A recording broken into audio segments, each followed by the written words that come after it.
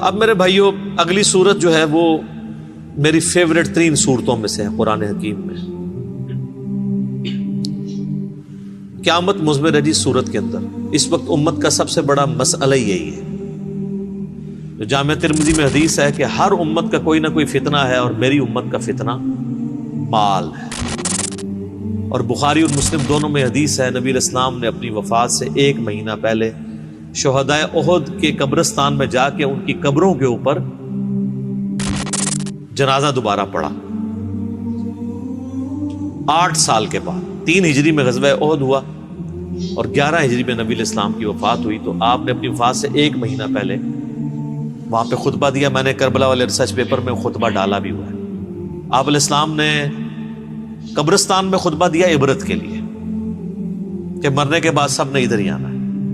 چونکہ آپ بھی دنیا سے جا رہے تھے، آپ کو اللہ نے بتا دیا. اور حدیث کے الفاظ ہیں، عقبہ بن عامر کہتے ہیں کہ میں نے آخری دفعہ رسول اللہ کو ممبر پہ اسی دن دیکھا تھا. اس کے بعد میں نے حضور کو ممبر پہ چڑھے ہوئے نہیں دیکھا. آپ فرمایا لوگوں، اللہ تعالیٰ نے مجھے اپنا حوض کوثر یہیں پہ دکھا دیا ہے. اس وقت میرا ممبر میرے حوض کوثر پہ لگا ہے. میں تمہارا پیش رو ہوں، یعنی میں آگے جانے والا ہوں، تم میرے بعد میرے پیچھے آؤ گے. ظاہر ہے نبی علیہ السلام نے ایک دعوت کھڑی کی تھی، اتنی محنت سے اپنی ایک ٹیم تیار کی تھی. اب دنیا تو ظاہر ہر بندے نے چھوڑ کے جانا ہے، تو آپ کو یہ ٹینشن بھی تھی کہ میں جو پیچھے لوگ چھوڑ کے جا رہا ہوں ان کو آخری درجے تک وصیت کر جاؤں کہ میرے بعد تمہیں خطرہ کن کن چیزوں سے.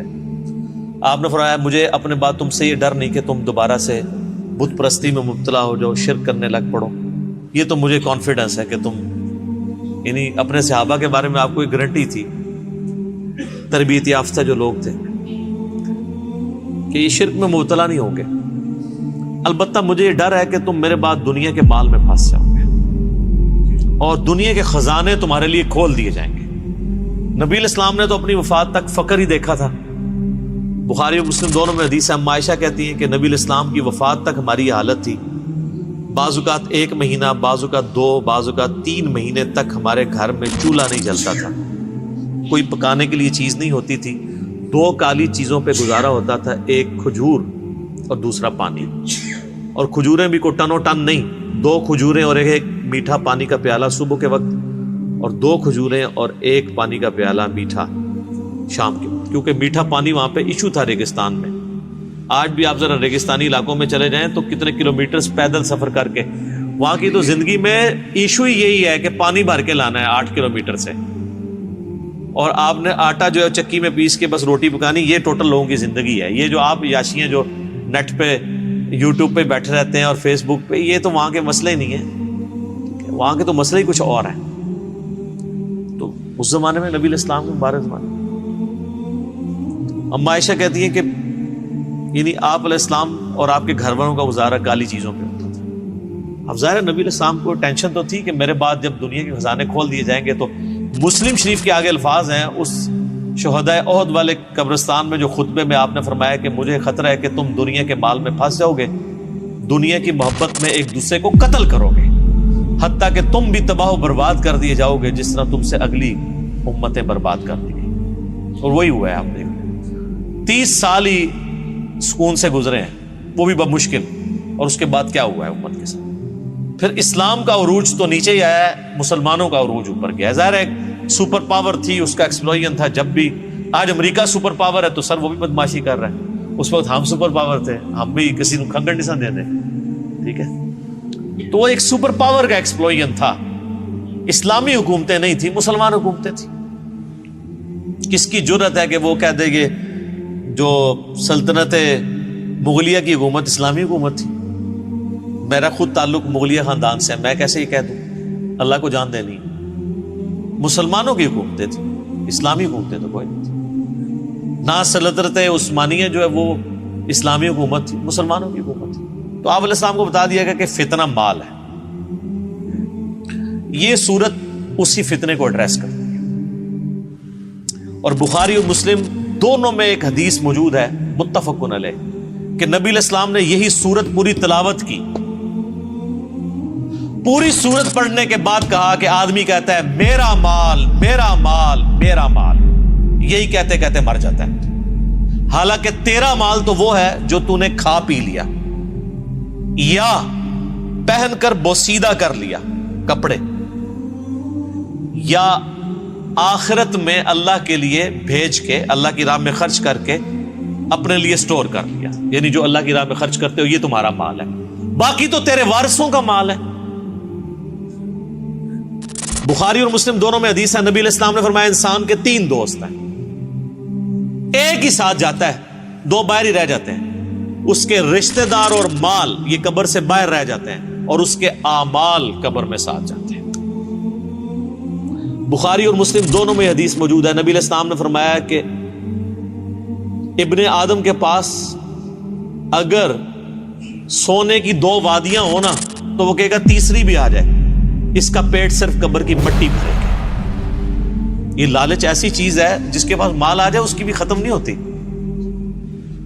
یہ قبر کی مٹی اس کا پیٹ بھرے گی۔ یہ ساری حدیثیں بخاری مسلم میں جتنی میں بیان کر رہا ہوں، باہر کی کتابوں سے، اور یہ تقریباً آلموسٹ 17 رکت انگیز حدیثیں میں نے مسئلہ نمبر 51 میں ریکارڈ کروائی ہیں۔ رزق حرام کی مذمت، دنیا پرستی کا انجام اور اس کا علاج۔ 11 آیات قرآن حکیم سے کراس ریفرنس کے طور پہ پیش کی، جس میں میں نے یہ صورت بھی ڈسکس کی تھی، اور 17 احادیث بخاری اور مسلم سے۔ وہ سننے والا لیکچر ہے، قبلہ صحیح کرنے والا لیکچر ہے، مسئلہ نمبر 51۔ تو نبی صلی اللہ علیہ وآلہ وسلم کو یہ بات پتا تھی کہ میرے بعد فتنہ کیا بننے والا ہے امت کے، تو آپ کا زہد پریکٹیکلی آپ نے پروف کیا۔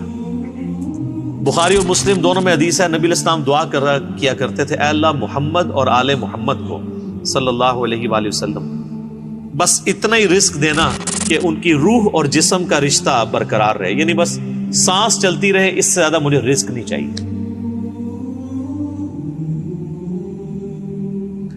سر جن لوگوں نے یہ حدیثیں نبی علیہ السلام سے سنی ہوئی تھی، انہوں نے دنیا کو 3 طلاقیں دینی تھی نا، انہوں نے ابو ذر غفاری پھر بننا ہی تھا۔ ابو ذر غفاری کے اوپر میرا کلپ دیکھیں، رات کو میں دوبارہ دیکھ رہا تھا وہ کلپ، آپ کسی اور دنیا میں چلے جائیں گے۔ یوٹیوب پہ جا کے لکھیں سیدنا Abu Dharr Ghifari, tragic life story of a true Muslim, کہ انہوں نے کتنی کمٹمنٹ کے ساتھ زہد کی زندگی گزاری ہے۔ ایون صحابہ سے بھی وہ لڑتے تھے اس معاملے میں کہ نبی علیہ السلام کی یہ زندگی نہیں تھی جو تم گزار، اور وہ جو کچھ فورسی کر رہے تھے حضرت عثمان کے دور میں، پھر آپ نے دیکھ لیا کہ پھر اس کا انجام کیا نکلا۔ الہاکم التکاثر، غافل رکھا تمہیں، ہلاک کر دیا تمہیں زیادہ مال جمع کرنے کی ہوس نے، حتی زرتم المقابر، یہاں تک کہ تم نے قبروں کا منہ دیکھا، یعنی مرتے دم تک مال مال مال مال، اینڈ کوئی نہیں ہے جب تک کہ قبر کی مٹی میں نہ جا کے مل جاؤ۔ کلا سوف تعلمون، ہاں تم جلد ہی جان جاؤ گے۔ ثم کلا سوف تعلمون، پھر تم سے کہتے ہیں ہاں ان قریب تمہیں معلوم ہو جائے گا۔ کلا لو تعلمون علم الیقین، ہاں تم یقینی طور پر جان جاؤ گے۔ یقین تو اسی وقت آنا جب چیز سامنے آ جائے گی۔ لترون الجحیم، تم دیکھ کر رہو گے دوزخ کی آگ کو۔ ثم لترونها عین الیقین، اس کے بعد تمہیں دوزخ کی جو آگ کو دیکھ کر اپنی آنکھوں سے یقین آ جائے گا، لیکن اس میں فائدہ کوئی نہیں ہونا۔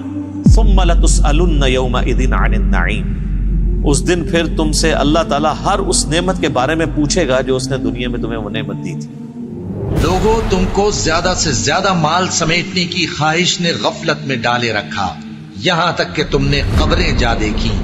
دیکھو تمہیں عنقریب معلوم ہو جائے گا، پھر دیکھو تمہیں عنقریب معلوم ہو جائے گا۔ دیکھو اگر تم جانتے یعنی یقینی علم رکھتے تو غفلت میں نہ پڑتے۔ تم ضرور دوزخ کو دیکھو گے، پھر تم اس کو یقین کی آنکھ سے دیکھ لو گے، پھر اس روز تم سے شکر نعمت کے بارے میں ضرور پرسش ہوگی۔ آنکھ، کان، عقل، یہ ساری چیزیں دی تھی، ان کو یوٹیلائز کر کے اللہ کی اطاعت کیوں نہیں اختیار کی؟ ایک ایک نعمت کے بارے میں پوچھا جائے گا۔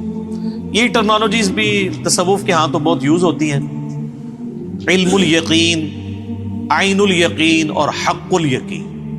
وہ کہتے ہیں علم الیقین کی تو ہم زندگی گزار رہے ہیں، یعنی ہمیں وحی کے ذریعے یہ علم حاصل ہو گیا ہے کہ مرنے کے بعد اللہ کے حضور پیش ہونا ہے۔ لیکن عین الیقین اس وقت ہوگا کہ جب انسان مرے گا اور مرنے کے بعد ساری چیزیں اس کے سامنے اشکار ہونا شروع ہو جائیں گی، نزع کے عالم میں فرشتے نظر آنا شروع ہو جائیں گے۔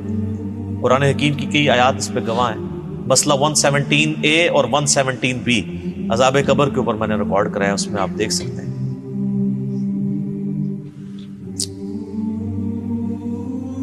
اور سورۃ الحجر کے اینڈ میں بھی آیا نا، فَاعْبُدْ رَبَّكَ حَتَّى يَأْتِيَكَ الْيَقِينُ، اپنے رب کی عبادت میں لگے رہو یہاں تک کہ تم یقین تک پہنچو۔ یقین کیا؟ موت۔ تو علم الیقین تو وحی کے ذریعے ہمیں حاصل ہے، عین الیقین آنکھوں کے ذریعے دیکھ، وہ تو مرنے کے بعد ہی ہے، نزع کے عالم میں ہے، لیکن وہ بھی بندہ واپس نہیں آ سکتا۔ اور جامع ترمذی میں حدیث ہے کہ موت کے غرغرے سے پہلے توبہ قبول ہے، نزع کے عالم میں تو توبہ بھی قبول کوئی نہیں۔ اور ایک تیسری چیز ہے، وہ ہے حق الیقین۔ حق الیقین اللہ نہ کرے کہ اس تک نوبت آئے۔ حق الیقین یہ ہے کہ جب کسی کو آگ میں پھینک دیا جائے گا نا، پھر اسے حق الیقین ہو جائے گا جب اس کا جسم جلے گا۔ دنیا میں بھی آپ دیکھ لیں، اگر ہم کہیں کہ جی وہ فلاں جگہ پہ دھواں اٹھ رہا ہے، آگ لگی ہوئی ہے، تو یہ کیا ہوگا؟ علم الیقین، کیونکہ آثار بتا رہے ہیں کہ آگ لگی ہے۔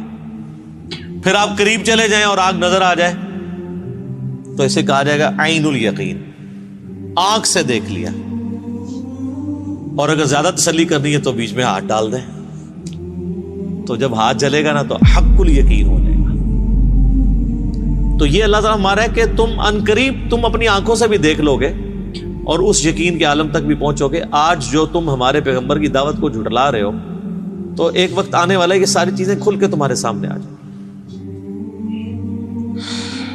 اللہم من احییتہ منا فاحیہ علی الاسلام ومن توفیتہ منا فتوفہ علی الایمان، اللہم ثبتنا علی الایمان، اللہم ثبتنا علی القرآن، اللہم ثبتنا علی الاسلام، اللہم اجرنا من النار، اللہم اجرنا من النار، اللہم اجرنا من النار، آمین۔